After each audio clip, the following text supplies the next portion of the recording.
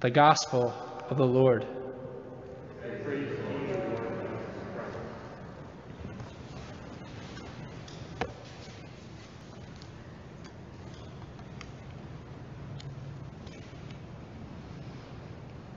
Forgiveness.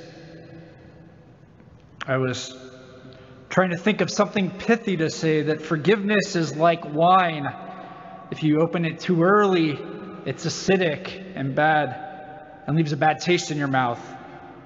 Or if you wait too long to be forgiven or to forgive, it spoils and it becomes bitter and acidic.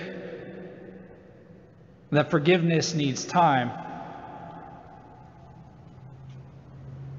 But I think you and I both know that forgiveness is much grittier and challenging. Forgiveness is something that we live a whole lifetime maybe not knowing fully. It's one of these Christian virtues that I think we stumble the most, even though we practice it in reconciliation and in daily Mass. We have our penitential rite. Forgiveness, I think, is the virtue that makes us closest to Jesus. And Jesus, in today's Gospel in Matthew, lets us know how hard forgiveness is. It's not just offering roses or candy or buying coffee. Forgiveness can feel like being tortured. Not having forgiveness can feel like being tortured.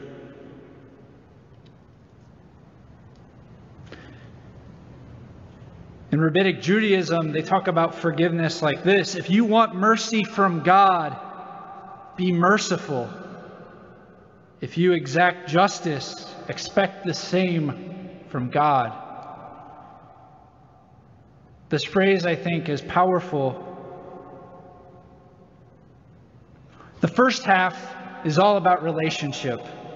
If you want mercy from God, be merciful.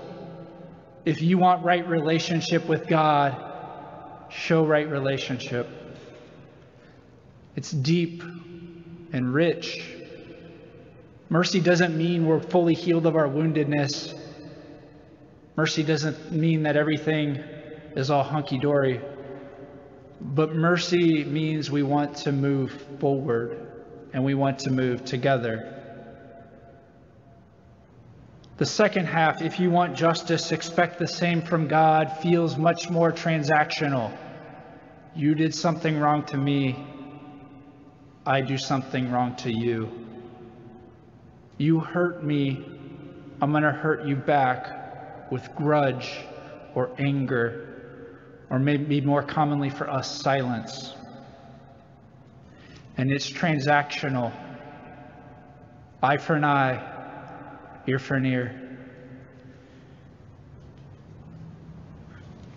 Jesus gives us the image of a God that wants to be in relationship with us, that wants to be in relationship with the servant, that is willing to forgive. And Jesus is talking to Peter, not just to the general audience. He's talking to his friend Peter about the community of friends that Peter is with, the disciples, or in this case, the Matthean community. And Peter's asking, what does it mean to forgive? And Jesus says, you have to do it with your whole heart. You have to love the other. And it has to be relational. It also reveals that it can't be about power. Forgiveness cannot be about power. In last week, our readings about hypocrisy and power and hypocrisy, and the same is true of forgiveness. That forgiveness can be, if we let it, be loaded with power. I did A, you have to do B. Jesus is giving a much more robust version. One that tries to delimit power. The king who has authority is now ceding it when he could enact it. God, who has the power to exact judgment, and condemnation, seeds it so that God can be in right relationship with us, so that we can be in right relationship with God.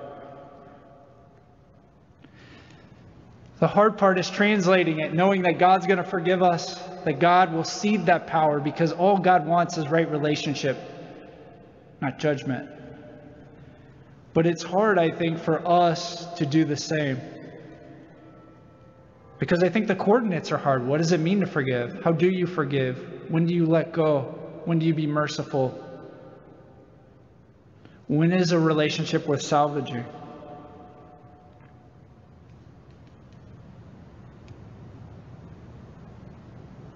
I think that's the hardest thing. Knowing when a relationship is worth salvaging.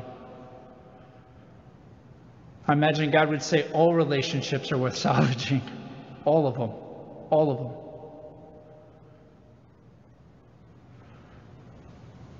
Today, these days of Lent, we've been talking about almsgiving, fasting.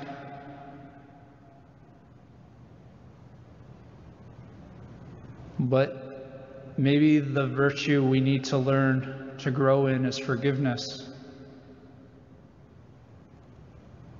How do we put on the heart of God when we think of others? How are we looking to restore relationship, not just a forgiveness of transaction?